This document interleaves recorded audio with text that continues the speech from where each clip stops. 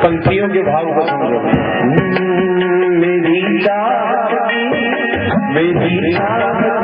दुनिया बचे, मेरी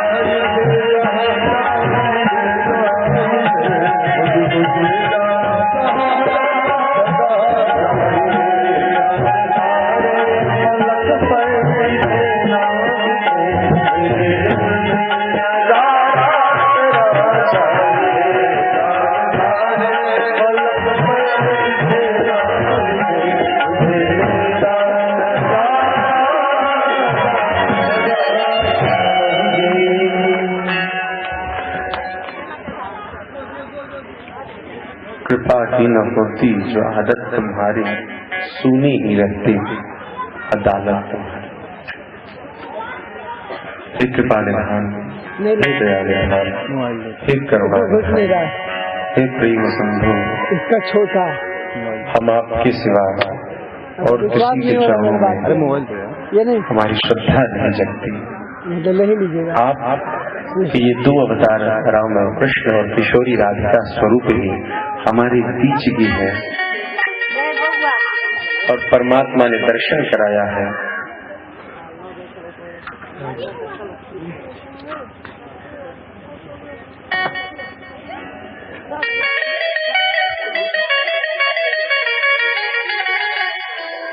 वहाँ एक आदमी को रहना मानता है, किसी को भी। देखिए, आपके लिए हर चीज है ना, हर व्यवस्था है। थोड़ा सहयोग दीजिए, समय पे सब कुछ होता चला जाएगा। आइए और शांति से बैठे। हम सभी मिले हैं, इसलिए नहीं मिले कि आपका काम हो जाए और मैं इसलिए नहीं मिला कि मेरा काम हो जाए। दोनों आदमी मिलकर के ठाकुर जी का काम कर रहे हैं। हम सबको मिलना है और अपनी अपनी मर्यादाओं को, अपने अपने कार्यों को रखना है। इसलिए सब लोग जो भी आए अपने सखियों को, मित्रों को इशारे से अपने पास में बैठा लें और आपका श्रद्धा सुमन स्वीकार्य होगा। किंतु सर्वश्रेष्ठ कथा है, कथा से ऊपर आपकी चर्चा नहीं। वो बाद में समय आएगा, हर चीज का समय आता है। इसलिए कृपा शांति से।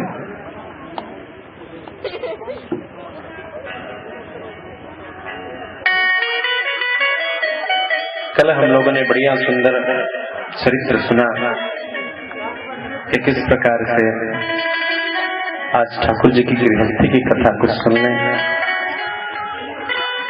ठाकुर जी ने रुक्मिणी जी से विवाह किया तो संतान हुआ, जिसका नाम प्रद्युम्न है, जो कामदेव था वह संतान रूप में आया। और प्रद्युम्न का भी विवाह रुक्मिणी की बेटी से कराया। उससे जिस संतान की प्राप्ति हुई वो अनिरुद्ध हुआ।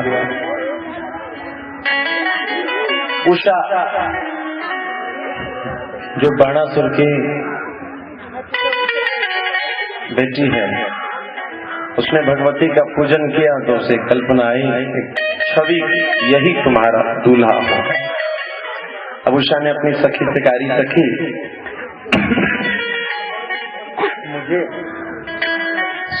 सपने में एक ऐसा चरित्र दिखा है, कैसा चित्र दिखा है जो मेरा संभावित दूल्हा होगा, और उस रूप को देखकर मैंने मन ही मन उसको अपना पति मान लिया। अब मैं क्या करूं? अब मैं किसी और सेवा नहीं करूं, उसी से करूं। अब तो सखी फंस गई, क्या करें क्या करें, कई बार सोचने लगे। सुन, मैं कुछ लोगों के चित्र बनाती हूँ और उस चित्र को देख करके तुम पहचानना ये कौन है, तो पता चल जाएगा तुम्हारा दूल्हा कौन है। अब उसने बड़े बड़े देवताओं के चित्र बनाए, क्योंकि जो भीतर मन के भीतर जो बोल सके वो तो कोई देवता हो। उषा ने बोला ना, बड़े बड़े राक्षसों के, बड़े नामी गामी असुरों के, ऋषि मुनियों के। उषा ने बोला ना, कैंसिल, ये सब कोई वैसा नहीं जिसके लिए मेरा मन हाँ बोलता। ये सब कोई मेरी छवि मन में कभी आया ही नहीं। अब क्या कर?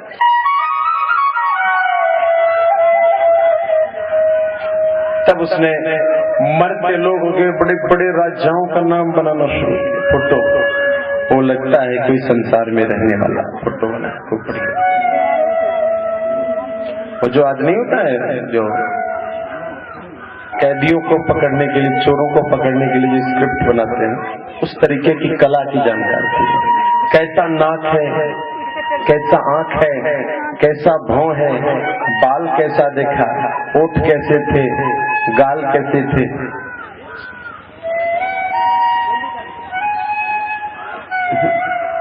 फोटो रिजेक्ट होता चला जा रहा है। उषा का स्वयंवर आज फोटो में ही हो रहा है। लोग स्वयंवर में तो बड़े बड़े राजाओं को देखते हैं, उषा अपनी सखी से अलग अलग चित्र बनवा रही है।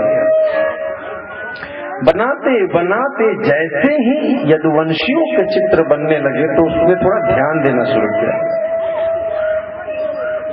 जब सखी ने देखा ओ यदुवंशियों में थोड़ा निगाह रखती है, मतलब कि कुछ चेहरा आकृति मिल रही है। जैसे ही यदुवंशियों में भगवान कृष्ण का, बलराम का फोटो बनाया, उषा ने पर्दा कर लिया। नहीं, इनका चित्र मत बनाइए, आगे बढ़िए।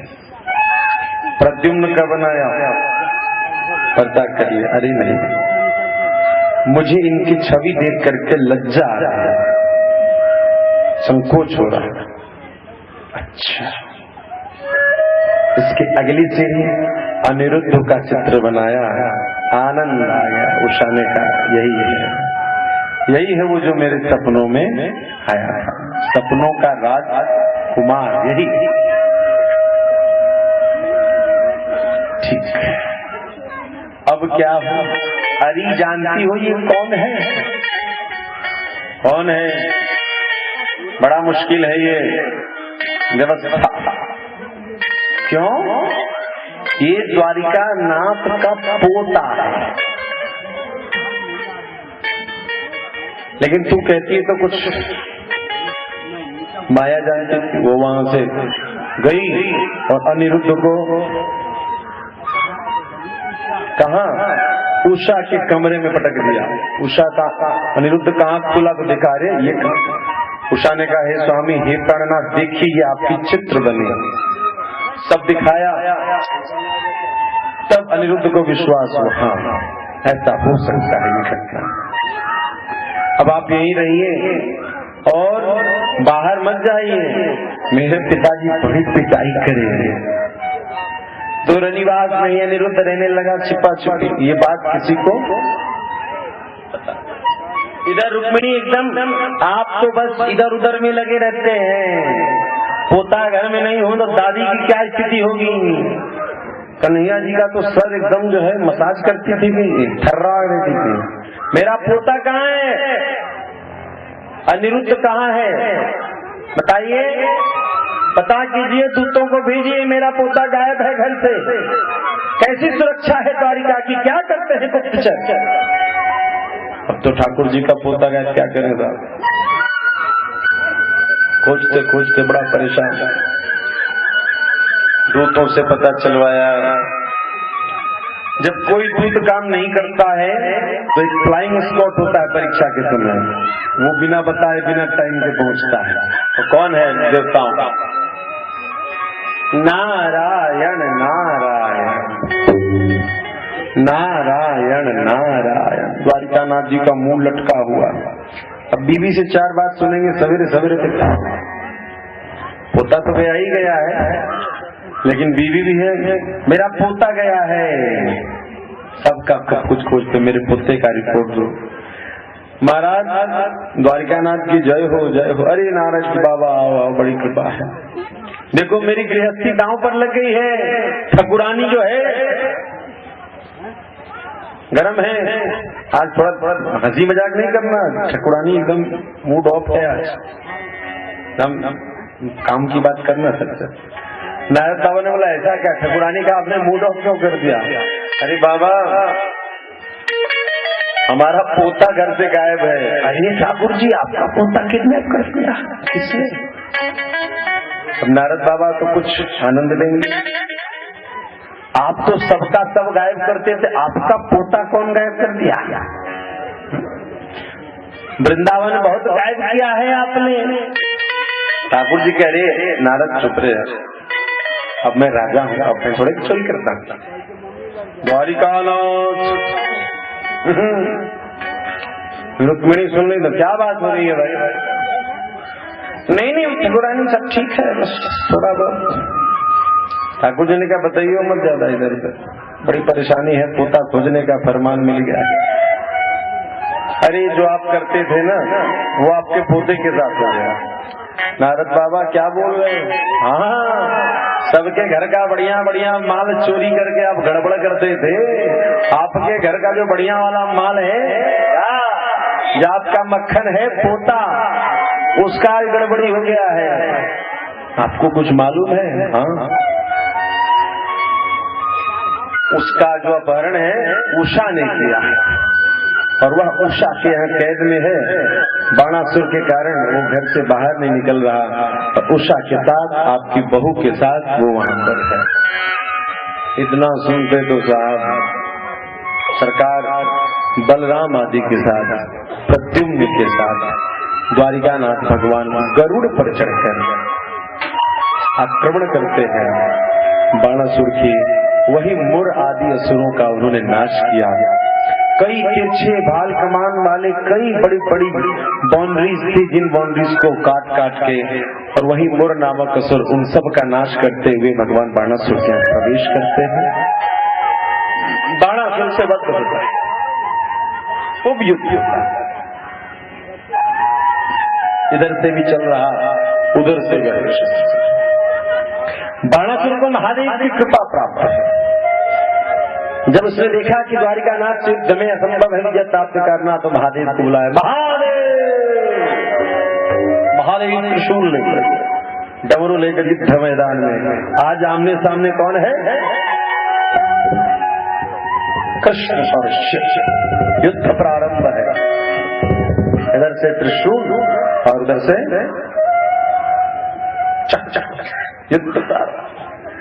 जैसे ही पशुपतास्त्र और नारायणास्त्र चलना प्रारंभ हुआ, ब्रह्मा जी बीच में आए। प्रभु क्षम्यताम क्षम्यताम, क्यों असमय कालीन प्रलय ला रहे? महादेव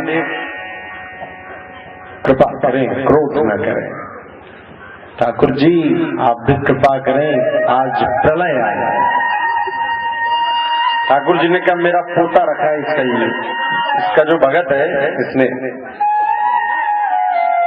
महादेव ने कहा प्रभु मैंने बाणासुर को अभय वरदान दिया है। तो द्वारिकानाथ ने कहा मैं कहा बाणासुर को मारने आया हूँ, मुझे मेरा पोता दे दे, बस मेरी बहू दे दे, मेरी प्रतिष्ठा इसके घर में है। यह कृष्ण का चरित्र है। कृष्ण अनिरुद्ध जो उषा से प्रेम कर चुकी है, उस अनिरुद्ध उषा दोनों की चर्चा करता है कि मेरी बहू बाणासुर के कैद में है। वो भले उसी की घर की बेटी हो ना वो लक्ष्मी, लेकिन आज कृष्ण कहते वो मेरी संपत्ति है, उसका सम्मान, उसकी मर्यादा मुझे रखनी है। अतः बाणासुर को कहो सभ्यता के साथ उषा अनिरुद्ध को समर्पित कर दे। बढ़िया समर्पित किया। भगवान का सुंदर सुंदर युद्ध देखा और इस प्रकार से भगवान ने उषा को अनिरुद्ध के साथ लाया। द्वारिका में ठाकुरानी खूब खुश हैं, क्या बात। इसी बीच में देवताओं के द्वारा उस युद्ध में सत्यभामा ने जो देवताओं के प्रति भगवान का देवताओं के द्वारा वंदना देखा तो कहा, अरे प्रभु, ये स्वर्ग के देवता भी आपको प्रणाम करते हैं, मुझे स्वर्ग नहीं दिखाओगे क्या? दिखाएंगे। और सत्यभामा को लेकर कहाँ चले? कहाँ चले? चलो आज हम लोग घूमेंगे। अब ठाकुर जी घूमेंगे तो कहाँ घूमेंगे? स्वर्ग में घूमेंगे, अलग अलग लोक में जाएंगे। कई लोगों से उतर, ये चंद्रलोक, ये ऐसा लोक, ये ऐसा लोक, मज जन तप अनेक लोगों को दिखाते हैं। स्वर्ग लोक का दर्शन कराया। स्वर्ग लोक में गए, देवेंद्र खड़ा होकर के, ठाकुरानी शची इंद्राणी खड़ी होकर के, आइए स्वामी, पैर हाथ धोया। लेकिन सत्यभामा तो मानुषी है ना, इसलिए साइड करो। सत्यभामा का पारा धीरे धीरे गर्म हो रहा है। ऐसा क्यों हो रहा है? तो किसी ने उसको कह दिया कि तुम मनुष्य हो ना, इसीलिए तुम्हारे प्रति इंद्राणी का ये भाव। अरे अच्छा, मुझमें मनुष्य देखती है, मैं कृष्ण की पत्नी हूँ, मुझमें वह भाव नहीं रखते। और इंद्राणी जो है, मैं तो देवेंद्र की पत्नी हूँ। सची कौन है? देवेंद्र की पत्नी। अब समझ लीजिए, जैसे सामान्य से देवरानी और जेठानी में जब लग जाए, तू बड़ी तो मैं बड़ी, तो घर में क्या? ये तो आप लोगों को अनुभव है, इसके तो आप लोग लीला पात्र हैं, कुशल कलाकार। क्या होगा उसके बाद घर में? क्या होगा? बढ़िया यज्ञ होगा, भागवत रामायण दोनों कैंसिल, महाभारत संख्या महाभारत ना होगा। जब जेठानी देवरानी में हो जाओ, हमारा नहीं पूछल से भागवत घर में हो चले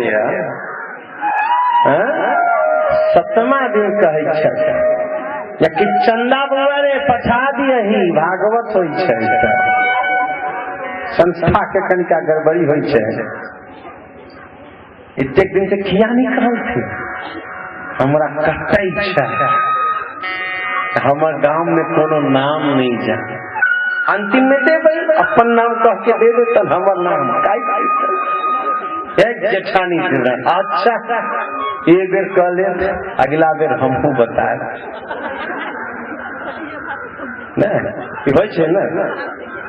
एक पक्का चीनी दे दूगो दिन में बटवारा हो गया। चीनी किसी दिन हो गया, भाई पति बाहर है, आए ना सुनाई छे, अभी लेकर आना ले स्कूल से कनका 100 ग्राम 1 किलो चीनी दे दे, जो गेस्ट सब आए आधा किलो चीनी दे दे। बउआ केना ना कहती, दे दिलिए आधा किलो चीनी से आई तू बड़ी हो गए, लेकिन नहीं लौटे न हमको ना कहिए। अरे तुम्हें चाहिए तो तुम कह दो ना सीधा कि भाई अगले ही दिन कह दो तुम्हें चीनी लाया ला। नहीं, उस समय तो महादानी करना, कोनो बात नहीं, अस्थिर से आहा के घर हमरा घर। और लेकिन मन ही मन उसका गांठ बने। ये है देवरानी जेठानी का आधा किलो चीनी, कभी एक अचार घर में विवाद कर देता है। इतना कुंठित विचार नहीं कर, सब अपने ही लोग बोलना, और जो बोले उसको समझना भी चाहिए। आप समझेंगे तो ही आपको कोई बोलेगा, और जो समझना बंद कर देंगे तो क्या बोलने से फायदा है, पत्थरों पे कोई बोलने से। इसलिए थोड़ा सार्थ हृदय बनिए, सामने वाले को समझना चाहिए वो कौन है, कैसा है, क्या विचार है। तो जेठानी देवरानी वाली झगड़ा वहां हो गया, कहाँ हुआ? स्वर्ग में। सत्यभामा ने कहा यदि वो इंद्र की पत्नी है तो मैं भी द्वारिका नाथ की पत्नी। अब तो ठाकुर जी ने देखा रे राम ये ईर्ष्या, अब तो गड़बड़ हो गया, अब क्या करेंगे, क्या होगा? आज सत्यभामा तो गर्म मिजाज से मौका खोज रही है कि कोई ऐसा जगह हो जहाँ नहले पे क्या दहला।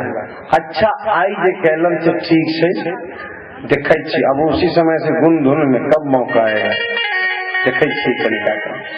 सत्यभामा भी ठीक आप ही का अनुकरण कर रहे हैं, मौका की तलाश में। कहा स्वर्ग लोक में उसको कुछ नहीं दिख रहा है, क्योंकि खाली मौका खोजनी। जैसे अर्जुन कहता है कि मुझे बस आंख के छिद्र से मतलब है, वैसे सत्यभामा और स्वर्ग का आनंद चला गया। वो अप्सराओं का नृत्य, वो गंधर्व का गायन सब बेकार है, मौका मिलना चाहिए। मौका खोजते खोजते बढ़िया बढ़िया सुंदर सुंदर जगह घूमते घूमते नंदनवन में गए। अमरावती नगरी में जो बगीचा है उसको नंदनवन कहते हैं। उस नंदनवन में गए और उस नंदनवन में सुगंधित बड़ा सुंदर एक वृक्ष का फूल आ रहा। सत्यभामा को बड़ा सुगंध आया, प्रभु ये कौन सा वृक्ष है? ये पारिजात। अच्छा बड़ा सुंदर वृक्ष है, देखूं। और जैसे फूल को हाथ लगाना चाहा, माली ने रुक जाइए, इस वृक्ष को आप हाथ नहीं लगा सकते। सत्यभामा ने बोला इतना सुंदर वृक्ष है, इसके फूल हैं, एक फूल ले लूंगी तो क्या है, फिर फूल निकल जाएगा, एक फूल ले लेने दो, अच्छी है। नहीं मिल सकते। क्यों? प्रभु आप कहिए ना, ये मुझे एक फूल दे दे, आपका तो पूजा किया है, तब मान के आपके कहने से एक फूल नहीं देगा क्या?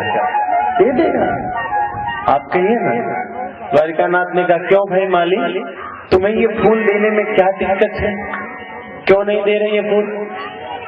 इसलिए नहीं दे रहा हूं क्योंकि ये जो वृक्ष है totally reserve for Indrani Shachi, 100% full reservation. इस वृक्ष का एक भी फूल इंद्राणी के सिवा किसी और के लिए नॉट अलाउड। मौका मिल गया सत्यभामा। देखिए प्रभु ये आप बहुत कहते हैं कि मुझसे प्रेम करते हैं, अरे तुम ही तो हो जो मेरा घर है, न तुम रहती तो मेरा घर उजड़ जाता, मैं घर से बाहर हो जाता। बहुत बटरिंग किया है। यदि आप मुझसे प्रेम करते हैं तो मुझे ये फूल चाहिए। राधे राधे। ठाकुर जी ने कहा अब तो भया बाबा, अरे देवी बड़े सुंदर सुंदर फूल नीचे जमीन पर है। यदि आप प्रेम मुझसे करते हैं तो साबित कीजिए, ये फूल मुझे कैसे कहते हैं? जैसे बिल्ली के घेंग में घंटी कौन बांधे गला में, बिल्ली के गला में घंटी जो बांधने जा वाली बात। ठाकुर जी बहुत समझाए, सत्यभामा मान जा। नहीं प्रभु मेरी शपथ, यदि आप प्रेम करते हैं तो। अब तो ठाकुर जी ने बोला ले अब क्या करे। ठाकुर जी ने कहा रे माली दे दे भैया। माली ने बोला प्रभु आप ही जानते हैं नियम मर्यादा का त्याग नहीं करना चाहिए। ठाकुर जी ने कहा अब तुम नियम मर्यादा का त्याग नहीं करोगे तो मैं घर द्वार का त्याग कर लूं। मेरी ये बीवी मुझे घर में घुसने नहीं देगी, भगा देगी तो मैं तेरे स्वर्ग में रहूंगा। अब क्या करें? ठाकुर जी फूल लगा रहे हैं, एक फूल ले रहा हूं। क्या किया द्वारपाल ने? सावधान द्वारिकानाथ, इसके लिए आपको युद्ध करना पड़ेगा। द्वारिकानाथ ने कहा जब सत्यभामा ने प्रेम का शपथ दे दिया है तो यह कृष्ण त्रिलोकी से भी लड़ने को तैयार है। और आज द्वारिकानाथ से देवताओं का युद्ध प्रारंभ। न सुनाई थी जेठानी देवरानी के खेत ऊपरों तक पहुंच गए। ये ठाकुर की गृहस्थी ऐसी है, ऊपर नीचे सारे संसार में तिलोरे मारती है। ये जेठानी जब अपना रूप दिखाए,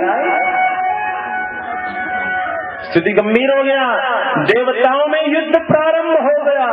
भगवान कृष्ण अकेले युद्ध करते चले जा रहे अपने गरुड़ पर आवाहित होकर के, और आरूढ़ होकर के सत्यभामा के साथ उस रण को सुशोभित कर रहे। जब भयंकर युद्ध हुआ और देवताओं की स्थिति गंभीर होने लगी, तब ये लोग जाकर के ब्रह्मा जी और शंकर जी से वंदना करते हैं कि आप हमारी रक्षा कीजिए। ब्रह्मा जी शंकर जी पहुंचे, प्रभु प्रणाम, आपसे क्यों युद्ध करें हम प्रभु।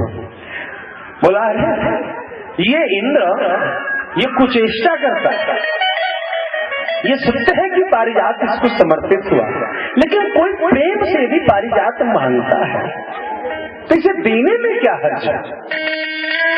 इसका स्वयं के धन पर अहंकार है, यह दमन करना अत्यंत आवश्यक था। इंद्र को यह सामर्थ्य जो हमने इंद्र की गद्दी प्रदान करी, तो यह इतना अभिमान हो गया, अतः इसके अभिमान का दमन करना आवश्यक है। इंद्र ने क्षमा मांगा, प्रभु क्षमा, मेरी इंद्राणी और आपकी ठकुरानी क्या कहना, लेकिन हम लोग तो समझदार हैं, थोड़ा बीच वाला रास्ता। अब देख भैया, शपथ लग गई है परिजात के फूल की, साहब युद्ध रोक दीजिए, आप ही तो हमारी रक्षा करते हैं, क्या करना इस पारिजात से। सरकार मेरी मानिए, इस पारिजात के वृक्ष को ही ले जाइए और द्वारिका में सुशोभित कर दीजिए। पारिजात वृक्ष ठाकुर जी ने कहा नहीं सरकार आप ले जाइए, और जब तक आप द्वारिका में रहेंगे तब तक यह पारिजात वृक्ष द्वारिका की शोभा रहेगी, और जैसे ही आप इस द्वारिका का त्याग करोगे, सुधर्मा शोभा पारिजात वृक्ष की स्वयं देवलोक को चलाएगा। इस प्रकार से द्वारिका में भी पारिजात वृक्ष आई और भगवान ने अपनी द्वारिका को सजाया।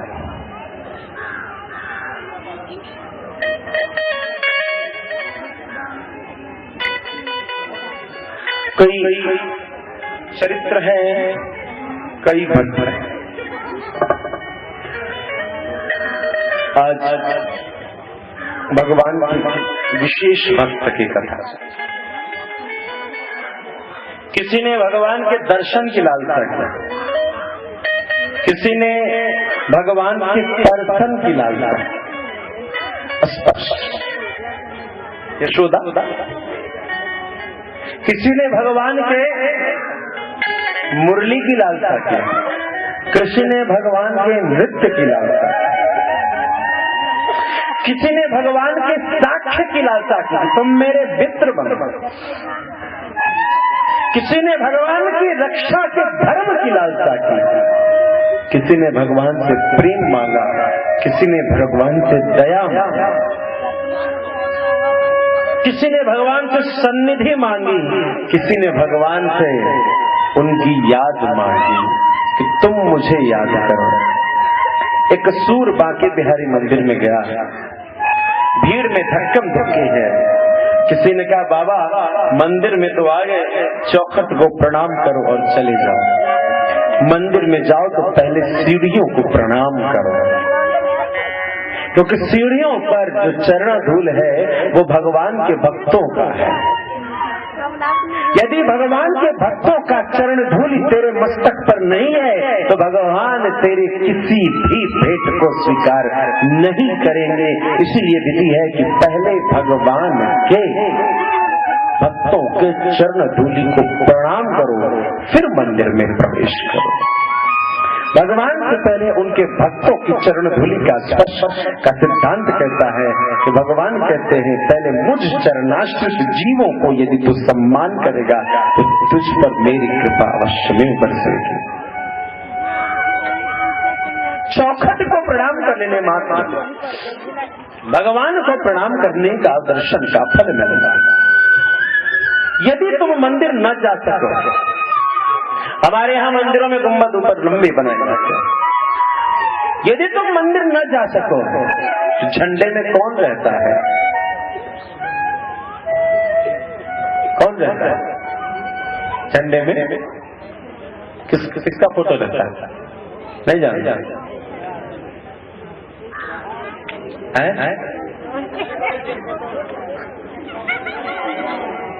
क्या फोटो रहता है? हम महावीर झंडा, या तो हनुमान जी का झंडा। कपित ध्वज कौन था? अर्जुन। भक्त के घर भक्त की पहचान हनुमत झंडा। और विष्णु के मंदिरों में गरुड़ ध्वज भगवान नारायण, इसलिए गरुड़ स्तंभ गरुड़ जी का झंडा है। यदि तुम मंदिर न जा सको किसी कारण से, देखो डिस्काउंट सबके लिए नहीं है सर। आप लोग हमेशा डिस्काउंट टोटली लगा देते हैं। डिस्काउंट सीजन ऑफर है, दिवाली ऑफर है, कभी होली ऑफर है, कभी नवरात्रा ऑफर है। भी कोई ऑफर है नहीं इधर। 2 दिन बाद हम लोग इधर गए, माँ जो कहने वाला है, माँ के दरबार में उसी की बोलती बंद कर दी जाएगी। जो माँ की पुकार लगाते रहेंगे, माँ के दरबार में माँ की पुकार करने वाला, जो सिर्फ माँ बोलता है, जीवन में और कुछ नहीं बोलता है, उसी को माँ के दरबार में चुप रहे। तो माँ कैसे बोलती है रे? इसकी सजा तुझे इसी दरबार में मिलेगी। ऐसे प्रेमी लोग, वारे प्रेम की व्याख्या। राधा रमण भगवान की, भक्त वत्सल भगवान की। एक भक्त है, सबने सब कुछ मांगा, किसी ने कुछ मांगा, किसी ने कुछ मांगा, लेकिन कोई ऐसा था, हाँ तो वो सूर। लोगों ने कहा कि जाओ, भीड़ बहुत है, यहीं से प्रणाम कर लो, भगवान का दर्शन का फल मिल जाएगा। मुझे वहां ले जाओ जहां से बांके बिहारी का दर्शन होता है। अरे सूर, तू वहां जाएगा तो तू क्या देखेगा? जैसे तेरे लिए ड्योढ़ी वैसे ही वो बांके बिहारी की हो। जो तुझे यहाँ दिखती है जो वहां दिख जाएगा।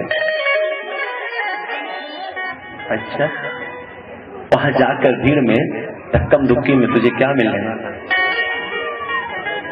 सूर ने कहा, मैं ये नहीं चाहता कि मैं वहां खड़े हो जाऊं जहां से मैं उनको देख सकूं। मैं ये चाहता हूं मैं वहां खड़े हो जाऊं जहां से वो मुझे देख सके।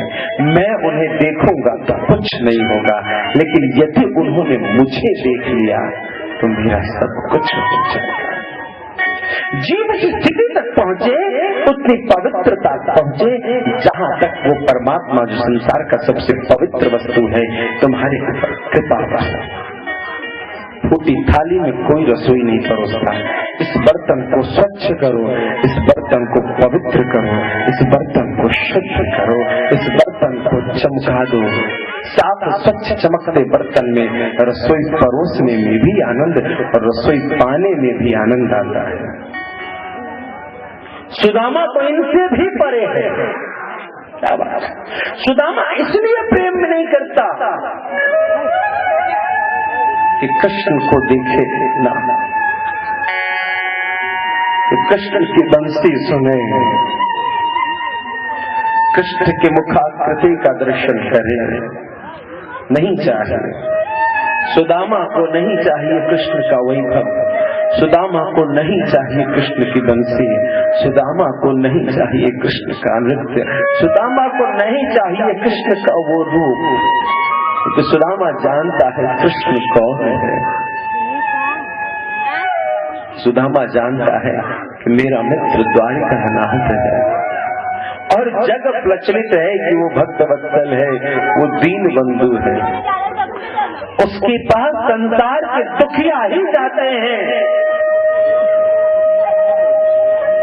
कोई कहता है प्रभु मैं दरिद्र हूँ, मेरी दरिद्रता दूर करो। कोई कहता है मैं संतानहीन हूँ, मुझे संतान दो। कोई कहता है मेरे जीवन में सब कुछ है, प्रेम नहीं करुणा नहीं, मेरे जीवन में प्रेम करुणा दो। कोई कहता है कुछ, कोई कहता है कुछ। हे प्रभु मुझे प्राण का भय है, हे प्रभु मेरे किए गए पाप मुझे सता रहे हैं, हे प्रभु ये संसार के त्रिविध ताप मुझे दग्ध कर रहे। ऐसे एक नहीं सुदामा जानता है पवित्र द्वारिकानाथ के दरबार में नित्य कई मुरादें पूरी होती हैं, और उसके दरबार में वही जाता है जिसके पास दुख है।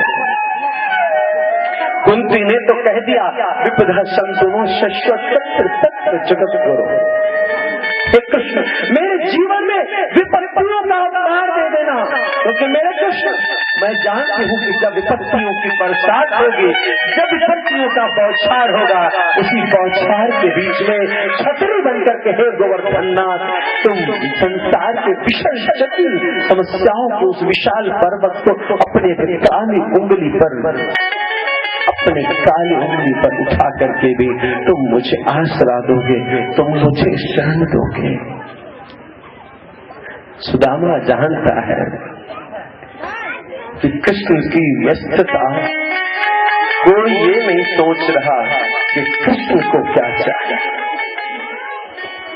कोई ये नहीं सोच रहा कि कृष्ण को क्या चाहिए। कृष्ण पराक्रमी है, कृष्ण रस रूप है, कृष्ण गुण रूप है, कृष्ण प्रेम रूप है, कृष्ण सिंधु है पुरुषार्थ का, कृष्ण सिंधु है गुण का, कृष्ण सिंधु है पराक्रम का, कृष्ण सिंधु है कृपा का। तो सब उसके पास आ रहे हैं, लेकिन कोई ये नहीं विचार रहा कि कृष्ण को क्या चाहिए।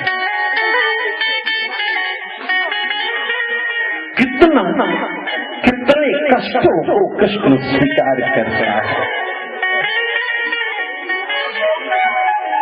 सुदामा अपने मित्र को बहुत प्रेम करता है। कृष्ण कृष्ण कृष्ण कृष्ण कृष्ण कृष्ण कृष्ण कृष्ण कृष्ण। लेकिन सुदामा इसलिए प्रेम नहीं करता कि कृष्ण उसे कम से कम अपने छवि का दर्शन भी देते। सुदामा इसलिए प्रेम करता है कि कृष्ण सबकी रक्षा करता है, कृष्ण सबसे प्रेम करता है। वो ब्राह्मण सुदामा इसलिए कृष्ण की प्रतीक्षा, कृष्ण की प्रेम, कृष्ण की प्रतिष्ठा करता है, क्योंकि कृष्ण सबकी प्रतिष्ठा रखता है, कृष्ण सबसे प्रेम करता है। कृष्ण का नाम सुदामा शांति देता है। सुदामा एक ही चीज चाहता है कि हे कृष्ण मैं कभी तुझे भूलूं नहीं, तेरा नाम न भूलूं, बस इतनी कृपा करना। तुम आओ न आओ मेरे सावरे, मेरा जीवन तो तुझको समर्पित है। मुझे इसकी चेष्टा नहीं कृष्ण कि तुम आओ दर्शन दो, तुम बताओ कि तुम हो, तुम अपने कोई ऐसी चमत्कार करो कि मुझे विश्वास हो, मैं जानता हूं तुम वो परम तत्व हो जो संसार का मूल है, मुझे मालूम है।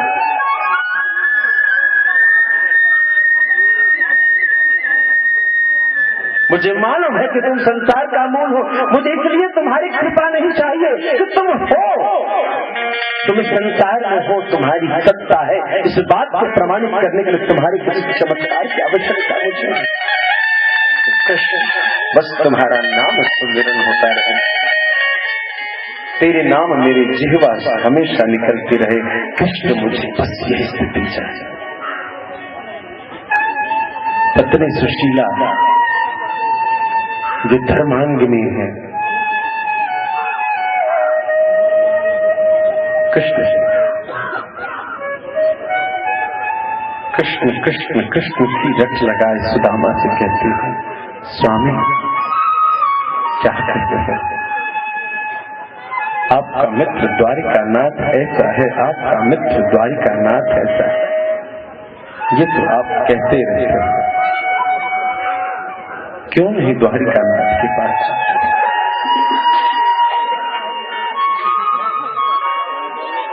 सुदामा कहता है, क्या कहते हो सुशीला, कृष्ण के पास जा। किस लिए? द्वारिकानाथ तो दया सिंधु है, दयालु है, यदि जाओगे तो कृपा करेंगे और हम दरिद्र नहीं रहेंगे। सुदामा कहते हैं, अरे सुशीला, मैं कृष्ण को इसलिए नहीं प्रेम करता कि कृष्ण द्वारिकानाथ है, कृष्ण राजा है। कृष्ण वो राजा होगा किसी का, वो द्वारिकानाथ होगा द्वारिका का, मगर मेरा तो बस बाल सखा वो कृष्ण है। उसके नाम सुमिरन से मुझे सुख मिलती है, उसका नाम सुमिरन मुझे अच्छा लगता है, बस मैं इतना चाहता हूं। देखिए, आप लोग बैठ नहीं सकते क्या? क्या है? किस भिखारी को भीख दिया आपने? एकदम असम्मानित तरीके से मत दो। आपकी भिक्षा लेने की चेष्टा हमारी नहीं है।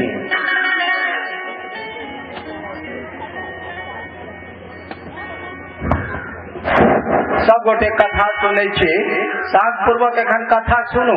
आ जे कियो जे किछ चढ़बल लेल छी, ओ तरीका से चढ़ते जकरा सबके मौका देल जाए। एना हड़बड़ में फेंक दै छियै तऽ भगवान के केना चढ़तन? अहाँ सब गोटे बैसबै, अपना संग में रखबै।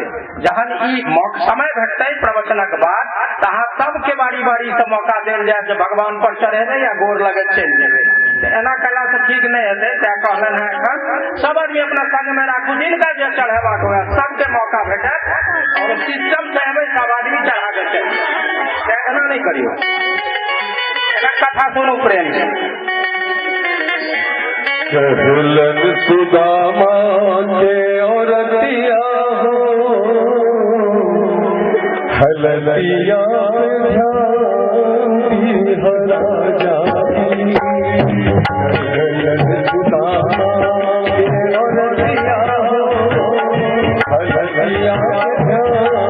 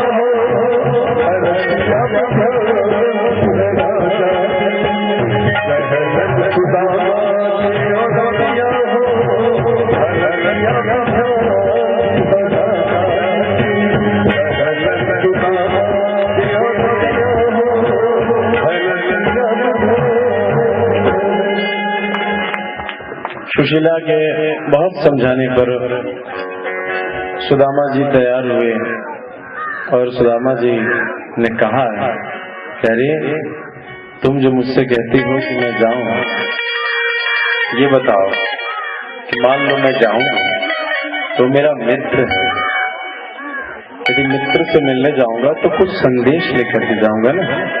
बहुत दिनों बाद मिला हूं, वो जब पूछेगा कि भाई मिलने आए हो, क्या लेकर आए हो, तो मैं क्या कहूंगा। सुदामा की पत्नी जाकर के स्वयं भिक्षाटन करके 4 मुट्ठी चूड़ा को एक पोटली बनाया और उस पोटली बना करके सुदामा को बांध दिया। कि 4 मुट्ठी चूड़ा धर्म, अर्थ, काम, मोक्ष चारों का रूप है। आज सुदामा ने इन चारों को लिया है और अपनी पोटली में बांधकर सुदामा चल पड़ा उस गली में द्वारिका नगरी की ओर। द्वारिका नाथ के प्रति सुदामा चल पड़ा। मार्ग में चलते चलते सुदामा बहुत थका है और वहीं से आर्तनाद करता हुआ सुदामा गा रहा है, बुला लो स्वामी तुम अपने दरबार, बुला लो स्वामी तुम अपने दरबार, बुला लो स्वामी तुम अपने दरबार।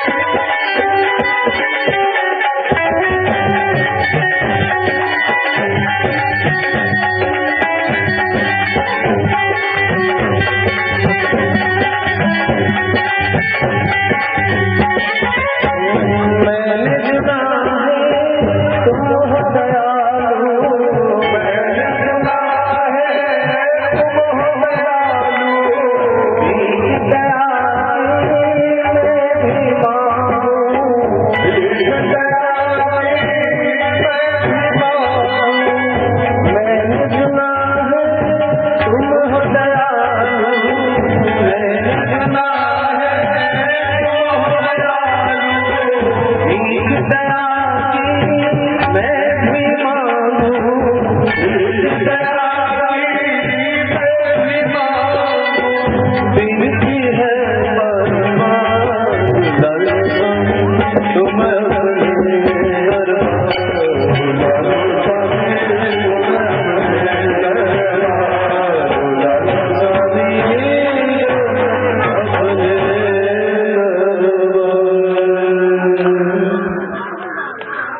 सुदामा भगवान की प्रेरणा से शीघ्र ही द्वारिका पहुंच चुका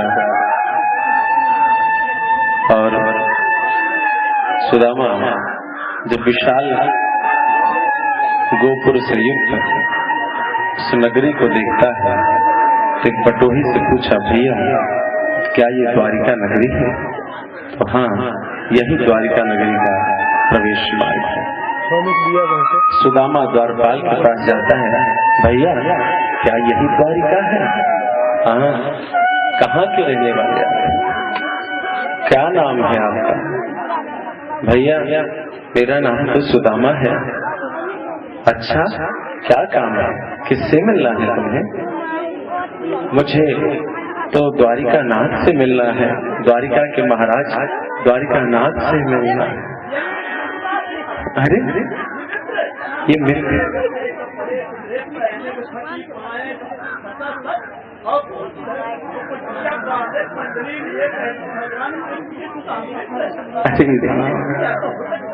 न सर पे है पगड़ी, बिना पगड़ी के फटे छिछड़े कपड़ों के टुकड़ों से, और चूड़े के टुकड़े को, चूड़ों के तांडुलों को अपने एक कपड़े के टुकड़े में बांध कर रहने वाला कृष्ण का मित्र है।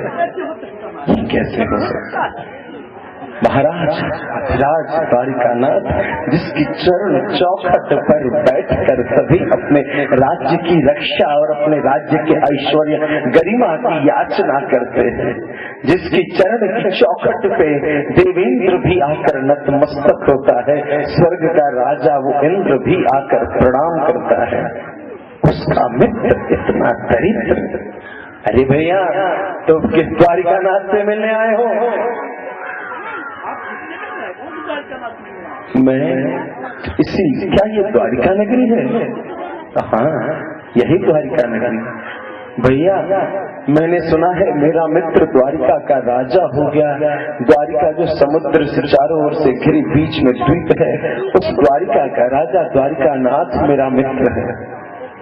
अरे अच्छा ब्राह्मण देव, चलो आपकी सब बातें माना, कुछ और चाहिए तो बताओ।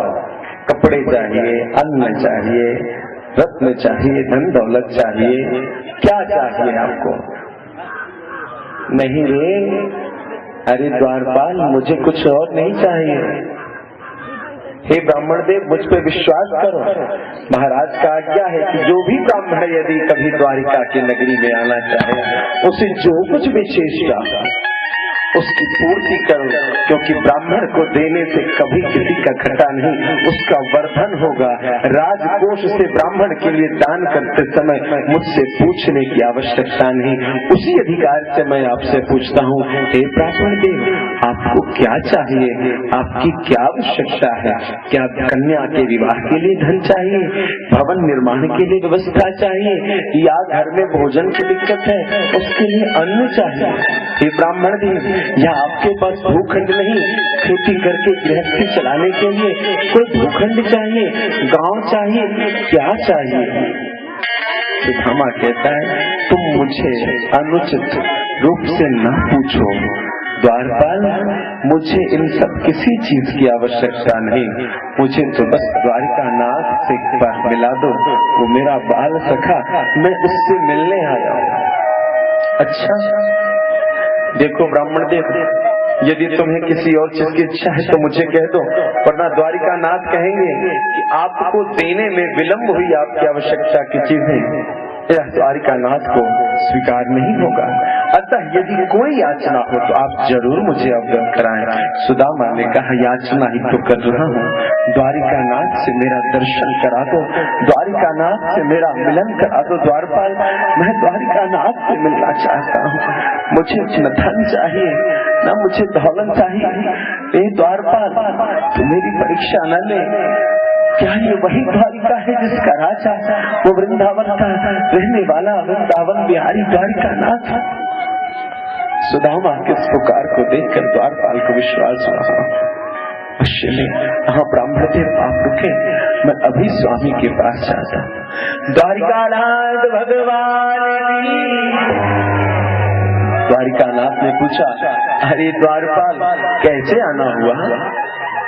हे प्रभु, ये महाराज आपका एक ब्राह्मण आया है द्वार पर। भगवान ने कहा कौन है, क्या मांगता है? जो मांगता है उसे राजकोष से तुरंत दो। प्रभु वो कुछ मांगता नहीं, वो कहता है वो आपसे मिलना चाहता है। अरे कुछ तो चाहिए होगा, कुछ तो चाहिए होगा उसे। नहीं प्रभु, उसे कुछ नहीं चाहिए, उसे तो बस कहता है कि आपका दर्शन। कौन है, क्या नाम बताता है? वो एक बड़ा ही दरिद्र ब्राह्मण है। अरे दरिद्र है, ब्राह्मण है, तुमने उसे कुछ दिया नहीं, सेवा नहीं किया?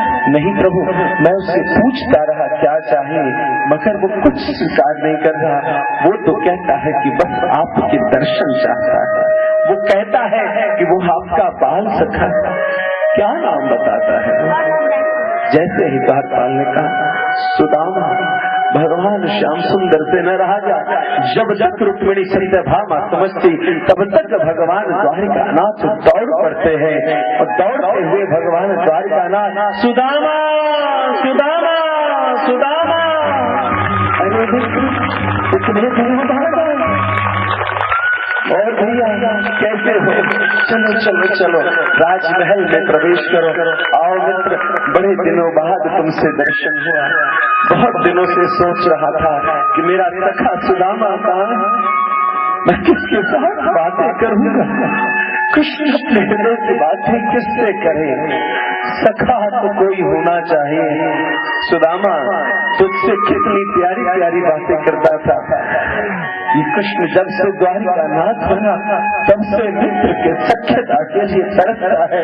कृष्ण का मित्र कौन है, इसकी खोज कृष्ण करता है। सुदामा तुम आगे बैठो, बैठो आसन पर बैठो।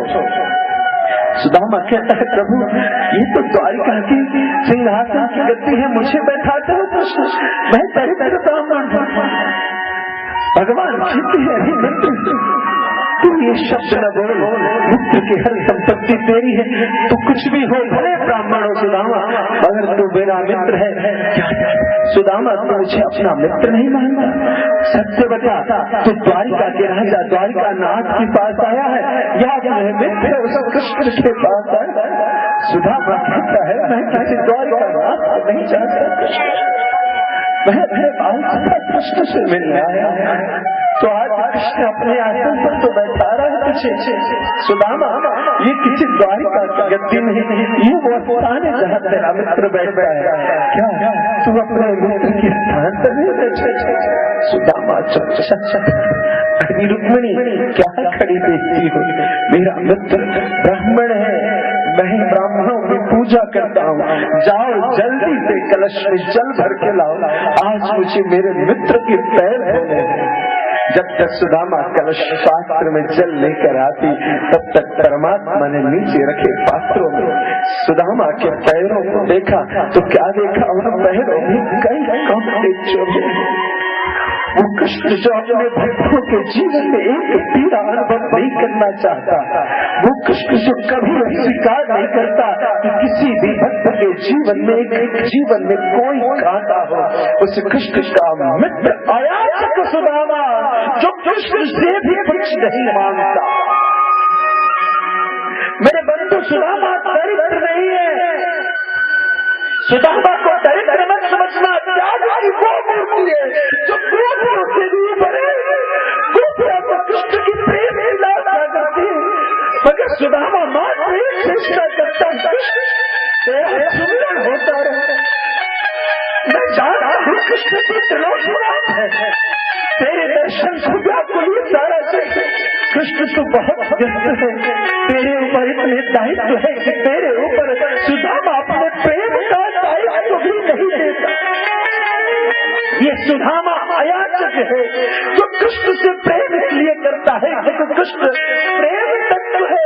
कृष्ण किसी त्रिलोकीनाथ को नहीं जानता, सुदामा किसी द्वारिकानाथ को नहीं जानता, सुदामा किसी ब्राह्मण ठाकुर को नहीं जानता, सुदामा उस प्रेमी को नहीं जानता जो प्रेम की रीति के लिए संसार के नियम तोड़ देता है। सुदामा उस सखा को जानता है जो साथ में खेलता है, सुदामा उस बाल सखा को जानता है जो हाथ से छीन कर साथ में बैठ कर जूठे खाता है। सुदामा उस बाल सखा को जानता है तो सुदामा का अपना कृष्ण तुम्हें तेरे पैरों में इतने कांटे कैसे विश्वास करें कृष्ण की कितना निष्ठुर मेरे सुदामा तू नंगा पाँव चलाया तू रुक क्यों नहीं गया सुदामा क्या तुझे मुझ पर विश्वास नहीं था अरे सुदामा ये तेरे पैर में पहला कांटा चुभा यदि सुदामा तो वहां से कहता द्वारकानाथ कहाँ चले आओ मैं और नहीं चल सकता सत्य कहता हूँ सुदामा मैं तुम कांटे के पथ पर कैसे आओगे कृष्ण तो द्वारकानाथ का राजा है वो सुदामा के जीवन में वो छोटी सी कुटिया में तुम कैसे आया मैं अपनी सुशीला का भरण पोषण नहीं कर सकता मैं दरिद्र सुदामा जो अपने बच्चों को नहीं खिला सकता मैं दरिद्र सुदामा जो अपने चलने के लिए कोई रथ वैभव नहीं कर सकता वो कैसे कहीं कृष्ण मेरे पास चले कैसे बुलाता पानी परात को हाथ छुयो नाही नैनन घूमीर सो पद धोए देखी सुदामा की दीन दशा करुणा कह के करुणामय भगवान ने देखा हाथों से कुछ कहते निकालने चाहिए सुदामा के मुखारविंद को देख के कृष्ण जैसे ही वो कांटा निकलता है सुदामा की कृष्ण और वह चुभ रहे थे जैसे सही में प्रेम स्वरूप उस प्रेम मंथन आज प्रेम मंदार में सुदामा मत दिया और कृष्ण जो प्रेम से नेत्रों से प्रेम रूपी गंगा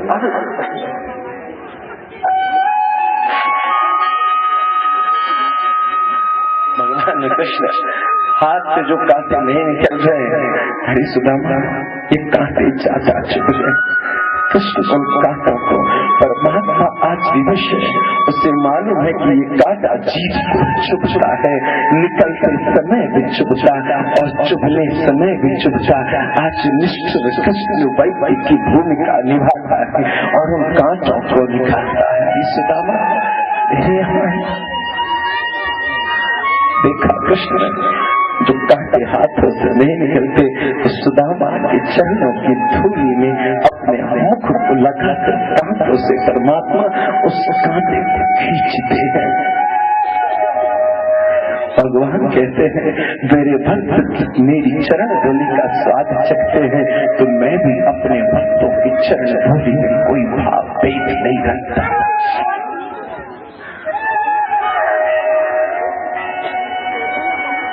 सुदामा चलो भैया घर में चलो राजकाज सब छोड़ दिया घर में ले गए स्नान कराया सुंदर सुंदर वस्त्र पहनाए सुदामा एक छोटी सी पोटली को बार बार संभाल कर रखता है स्नान करता है तब रखता है जो करता है तब रखता है इधर भगवान सुदामा के के पास सारा व्याकुल है आज परमात्मा उस ब्राह्मण का जिसकी दुनिया दर दर कहती है उस ब्राह्मण की चरण को भगवान श्रद्धा रुक्मिणी आज देख रही क्या मेरा वही द्वारकानाथ जिसकी चरण चौकी पर कई राजा महाराजा कई देवता प्रणाम करते अरे रुक्मिणी मेरा मित्र आया है उसे अच्छे भगवान अपने सुंदर सुंदर वस्त्र को सुदामा श्रृंगारित करते हैं सुदामा उसे इतने बार बार अपनी पोटली को संभालता भगवान कहते सुदामा बहुत दूर से आए हो तुम्हारे पैर थक गए होंगे पैरों को मालिश करते हैं पैरों की पीड़ा को हरते हैं भगवान सुदामा के चरणों की सेवा करते हुए देख रहे हैं कि सुदामा बार बार एक पोटली को, वह मेरी सेवा को नहीं देख रहा, वह अपनी पोटलिया को देखता है, बार बार समय को, बार बार पोटली को देखता है। कृष्ण ने कहा, अरे सुदामा, ये तू क्या छिपा रहा है? कुछ लाया है क्या? नहीं, तेरे लिए कुछ नहीं। सुदामा कहता है, द्वारिकानाथ तेरे लिए कुछ नहीं। सुदामा देख मैं जानता हूं तो मुझसे चोरी छिपी करता है। सुन मेरी बात सुन। मैं जानता हूं तुम मेरे लिए कुछ लाए न लाए, मेरी भाभी ने मेरे लिए कुछ जरूर दिया होगा। मेरे मित्र, भाभी पर तेवर का जो अधिकार होता है उसके बीच में मत हुआ। भगवान ने उससे पोटली छीन लिया और पोटली छीन करके जैसे एक फटका लिया, इस संसार की सारी संपत्ति को समर्पित कर दिया सुदामा के चरणों। दूसरी फटकी लिया, त्रिलोक की सारी संपदा को उसके साथ समर्पित कर दिया। जैसे ही तीसरी फटकी लेना चाहा तो रुक्मिणी ने भगवान का हाथ थाम लिया। रुक जाइए द्वारिकानाथ, क्या कर रहे आप? द्वारिकानाथ रुक जाइए, क्या कर रहे हो आप? द्वारिकानाथ ने कहा, रुक्मिणी क्यों रोकती हो मुझे?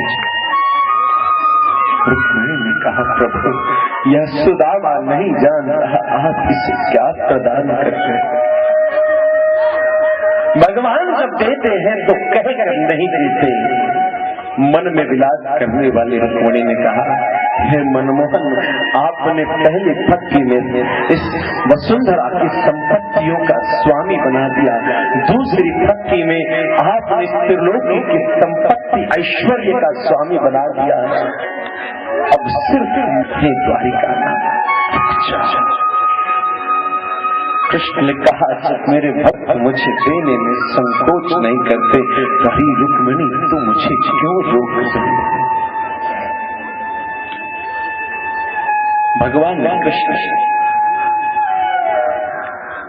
सुदामा को मन ही मन सब कुछ दे करके, और जब सुदामा कुछ दिन रह लिया तब सुदामा को कहते हैं, अरे सुदामा तू मेरे कपड़े लेकर जाएगा क्या रे? चल, मेरे आभूषण, मेरे वस्त्र, मेरे श्रृंगार तो तेरी उस कुटिया में नहीं काम आएगा। सुदामा ने भी उस वस्त्र को दे दिया और वही फटी चिट्ठी कपड़ा लेकर चला। मन ही मन मैंने कृष्ण से कुछ कहा नहीं, कृष्ण ने मुझे कुछ दिया नहीं, चलो अच्छा है, कम से कम कृष्ण का दर्शन तो हुआ। अच्छे से तो है मेरा मित्र कृष्ण, अच्छे से है, बहुत दिनों बाद उसका दर्शन किया। संसार में सुख दुख लगा रहता है, क्या कहूँ उस कृष्ण से, क्यों अपना दुख कहूँ। भगवान ने द्वारिका के बाहर सुदामा को छोड़ा और कहा, हे सुदामा, अब तुम यहाँ से अपने घर चले जाओ भैया, अब तुम अपने यहाँ से घर चले जाओ, मुझे द्वारिका का राजकाज देखना है। और सुदामा वहां से चला जाता है। सुदामा धीरे धीरे धीरे पग बढ़ाते बढ़ाते आज अपने सुदामा कुटी की ओर जाता है। अरे मैं कहाँ गया? ये कौन सी जगह है? ये कौन सी भूमि है? यहाँ तो मेरी कुटिया थी, ये कौन सा जगह है? सुदामा ने अपने कुटिया की जगह पर विशाल राजमहल है। जब तक सुदामा अपनी कुटी तक पहुंचता तब तक भगवान ने वहां एक ऐश्वर्य युक्त विशाल भवन का निर्माण कर दिया। तू पहुंचे इससे पहले परमात्मा की कृपा तुझ तक पहुंच जाती। संसार में प्राय परमात्मा के श्री चरणों में रहने वाले जीवों को लोग दरिद्र भिक्षुक समझ पड़ते हैं। सुदामा ये परमहंस चरित्र गाथा की एक अनमोल रत्न कहती है कि ब्राह्मण जो दरिद्र है भगवान की उपासना में, भगवान की भक्ति में, प्रायः ये जन समुदाय उसे दरिद्र भिक्षुक याचक समझने की भूल कर बैठे।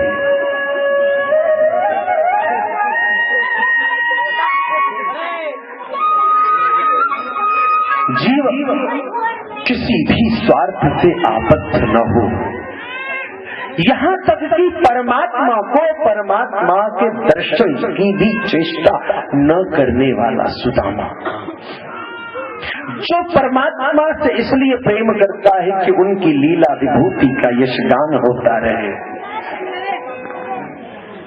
आज कलयुग में तुलसीदास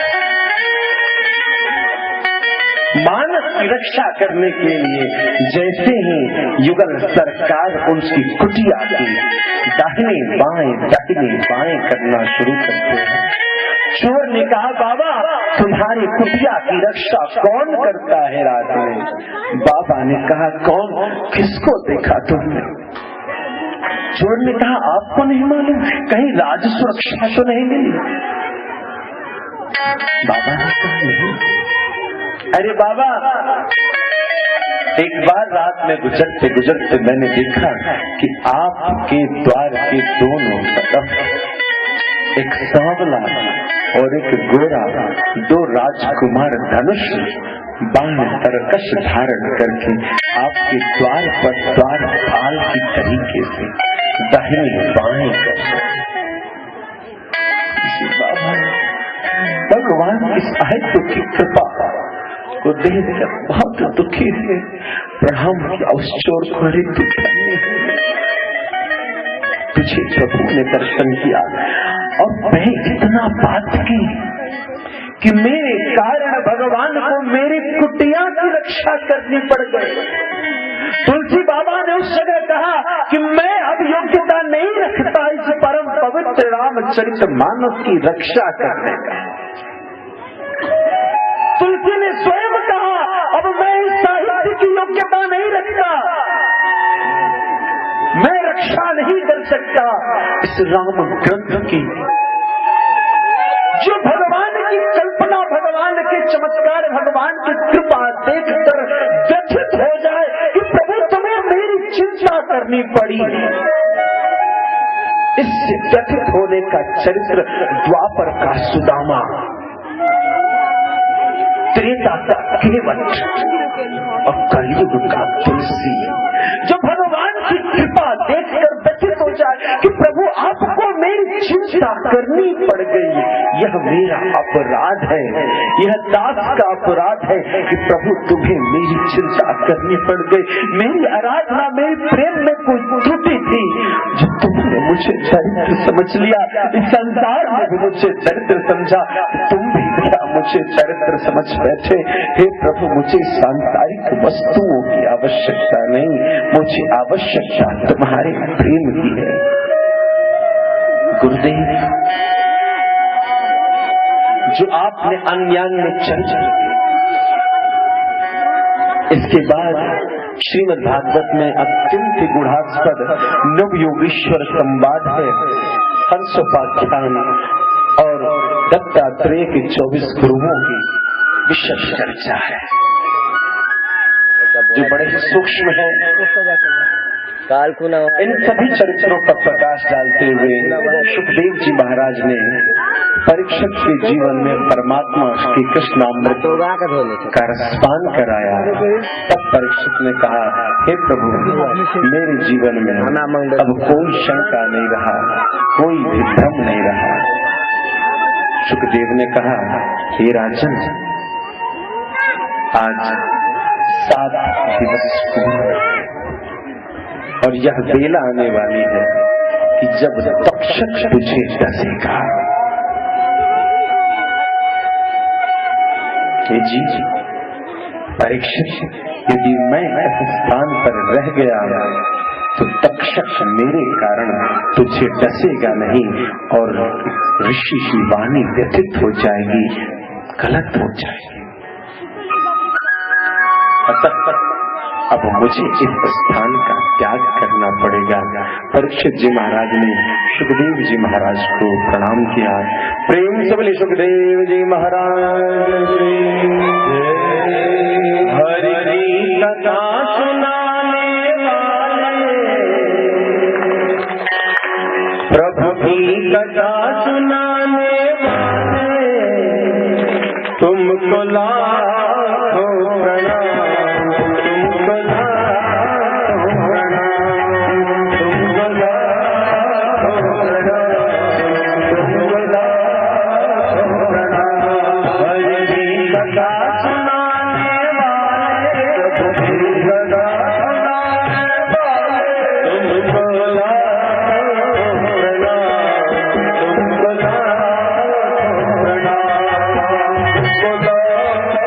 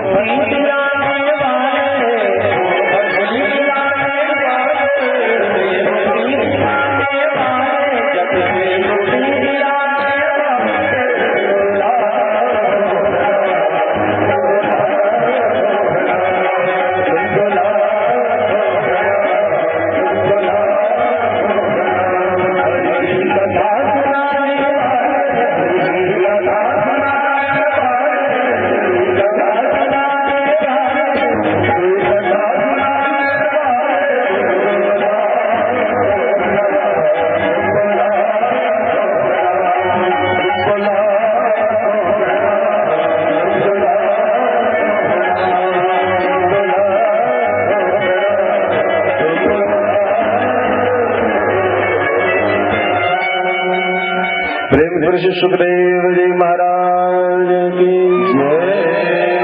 और स्मृति कृष्ण पदारविंदयो चिनोत्य भद्राणि शमं तनोति च सत्त्वस्य शुद्धिं परमात्मा भक्तिं ज्ञानं च विज्ञान विरागयुक्तम् अविस्मृति कृष्ण पदारविंदयो। भगवान श्री कृष्ण के चरण कमल की स्मृति क्षणाति अवत्रान शमं तनोति च अमंगलों का नाश करती है और परम शांति का वर्धन करती। सत्त्व शुद्धिं परमात्म भक्तिं ज्ञानं च विज्ञान विरागयुक्तम्। सत्त्व शुद्धि जीव का शुद्धि करती है और परमात्मा भक्ति ज्ञानम च परमात्मा के भक्ति ज्ञान और वैराग्य युक्त ज्ञान विज्ञान विराग युक्तम। ज्ञान विज्ञान और वैराग्य से युक्त परमात्मा के ही चरणों में भक्ति का वर्धन करती है। इन्हीं भावों से और जैसा शुक्राचार्य का निर्देश रहा, निर्देशानुसार स्नान करके आसीन होकर अपने मन को प्राणायाम आदि के माध्यम से केंद्रित करके मूलाधार से उस प्राण तत्व को स्वादिष्ठान मणिपुर अनाहत विशुद्धि से होती हुई आज्ञा और तत्पश्चात तत्सार में भगवान के श्री चरण कमलार बिंदुओं का ध्यान करते हुए परीक्षित जी महाराज ने शरीर का त्याग कर दिया। प्रेम के लिए परीक्षित जी महाराज की।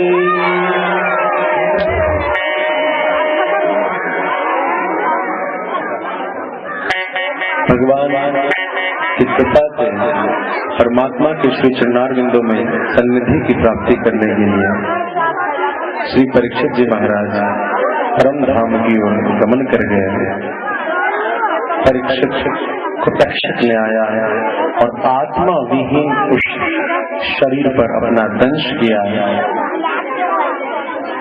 इससे ऋषि की वाणी भी प्रमाणित रह गई और सुखदेव की कृपा से अकाल मृत्यु की गति से परीक्षित बच गए और श्री धाम भगवान के श्री चरणारविंदों की गति उन्हें प्राप्त है।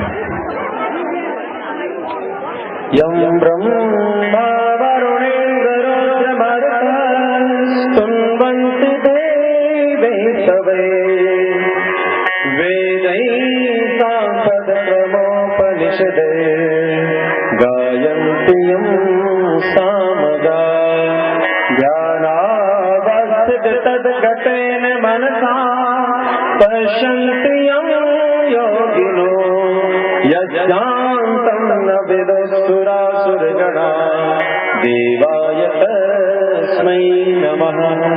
सूर्य श्रवण के दृश्यों से कहते हैं ब्रह्मा वरुण इंद्र मरुदगण रुद्र आदि भी जिसकी स्तुति के द्वारा गुणगान करने में लगे रहते हैं और साम संगीत के साम वेद के मर्मज्ञ ऋषि मुनि अंग पद क्रम और उपनिषदों के सहित वेदों की द्वारा जिनका गान करते रहते हैं।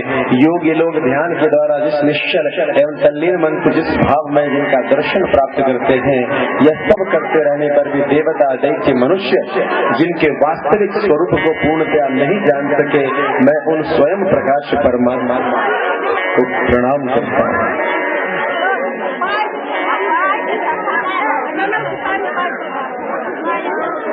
निम्न गानाम यथा गंगाम, जैसे नदियों में गंगा है, देवानाम अच्युतो यथा, देवताओं में जैसे अच्युत भगवान श्रीमन नारायण है, वैष्णवानाम यथा शंभु, वैष्णवों में जैसे शंभु आदर्श है, पुराणानाम इदं कथा, वैसे पुराणों में श्रीमद् भागवत का स्थान है।